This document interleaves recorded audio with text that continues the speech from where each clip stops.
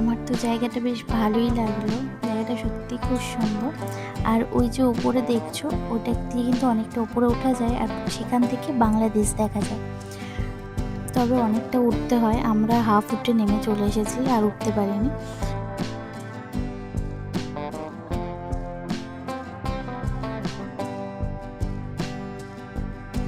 কি অপূর্ব লাগছে ব্রিজটা দেখতে। সত্যি নেচারের থেকে সুন্দর আর কিচ্ছু হয় না। তোমরা যারা এখনো মেঘালয়ে আসোনি তারা কিন্তু অবশ্যই মেঘালয় ঘুরে যেও। ভীষণ সুন্দর জায়গা। মানে নেচারকে যদি কাছ থেকে অনুভব করতে চাও তো অবশ্যই মেঘালয়ে আসতে হবে। আমরা অফ সিজনে এসেছি ঠিকই, কিন্তু যেটুকু দেখছি, যা দেখছি ভীষণ ভালো লাগছে। তবে ওয়াটারফলগুলো দেখতে পাচ্ছি না, সেটাই একটু দুঃখ লাগছে। আর এমন অনেক জায়গা আছে যেখানে যেতে গেলে একটু ট্রেক করতে হয়। আর আমরা যেহেতু বাচ্চা নিয়ে এসেছি আর সঙ্গে বয়স্ক মানুষজনও আছে, তো তাদের নিয়ে তো আর ট্রেক করাটা সম্ভব না। তবে আবার ইচ্ছা আছে মেঘালয়ে আবার আসবো। তবে এবার তাতানকে রেখে আসবো আর বয়স্কদের রেখে আসবো, তাহলে আমরা মেঘালয়টা একটু ভালোভাবে ঘুরতে পারবো আর কি। তো আমরা সিঙ্গেল রুট ব্রিজ থেকে বেরিয়ে এখন যাচ্ছি ডাউকির দিকে।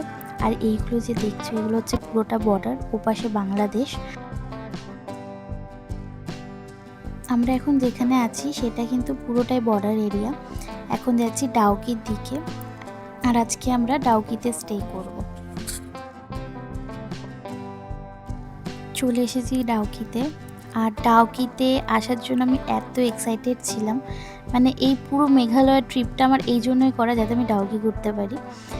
তো ভীষণ সুন্দর, জলটা যেমন ভেবেছিলাম ঠিক তেমন। তবে সকালের দিকে নাকি আরও পরিষ্কার থাকে। আমরা তো এসেছি এখন বিকেল হয়ে গেছে।